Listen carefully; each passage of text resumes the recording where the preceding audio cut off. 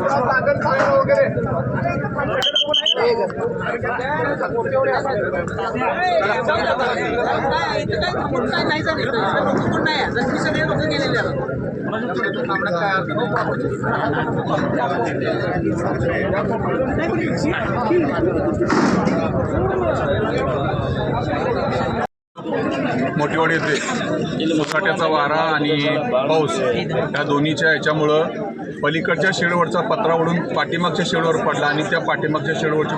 पूर्ण भिंत फाउंडेशन सोडून पूर्ण भिंत ही कोसळलेली आहे आणि त्या कोसळल्यामुळं कमीत कमी 6 जण या ठिकाणी जागीच मृत्यू झालेले आहेत। 15-20 जणांची प्रकृती थोडी, काही जणांची त्यामध्ये गंभीर आहे, सगळ्यांना हॉस्पिटलला हलवलेलं आहे। नक्कीच खूप दुःखद ही घटना आहे आणि आम्ही जे मृत्यू झाले त्यांच्या दुःखामध्ये आम्ही सगळेजण समाविष्ट आहोत। आताच प्रांतसाहेबांनी सांगितल्याप्रमाणे नक्कीच की शासनाच्या परीने जी काही मदत असेल ते नक्की होईलच, पण आताच आमदार गोपीचंद पडळकर साहेबांचा सुद्धा आता फोन आला होता। आमदार साहेबांनी सुद्धा प्रत्येक ठिकाणी जिथं आपले पेशंट आपले गेलेत तिथं आमदार साहेब स्वतः कॉन्टॅक्ट करत आहेत, सगळ्याला तिथं कॉन्टॅक्ट करून तिथं धीर देण्याचा व काही तिथं लागेल ते आश्वासन देण्याचं आमदार साहेबांनी सुद्धा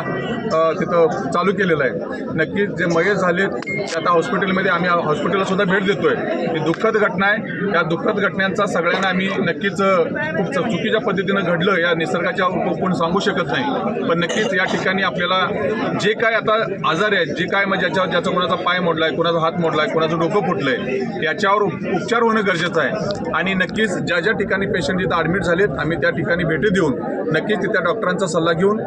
त्या लोकांना कशी मदत मिळेल याच्याकडे आपण हे करतोय आणि जे मयत झालेत नक्कीच प्राणसाहेब इथं आलेत, त्यांचा पंचनामा होईल आणि त्याच्या पद्धतीनं जी शासनाची काय जी कारवाई आहे नक्कीच प्रशासनाच्या माध्यमातून केली जाईल अशी मी ग्वाही देतो।